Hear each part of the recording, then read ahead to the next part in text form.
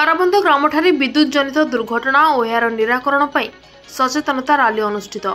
गजपति जिला Gosani block गाराबंध वैद्युतिक section अंतर्गत सोबरा 33/11 केवी उपभाग ठारे टीपीसीओडीएल प्राथमिक उपभाग पक्षर विद्युत जनित दुर्घटना और यार निराकरण पर एक सचेतनता रैली अनुष्ठित होईछि।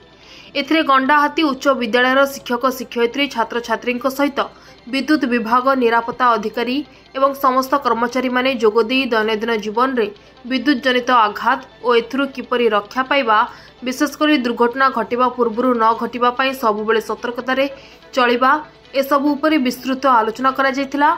एही कार्यक्रम रे विभागीय अधिकारी सत्यानंद बेहरा, सत्यव्रत कंहर, कमलनाथ, रघुनाथ गौर, अशोक राय, हेमंत पाइला, भागीरथी सबर, धीरेन्द्र राउत, बी कोटेश्वर प्रमुख परिचालना करथिले।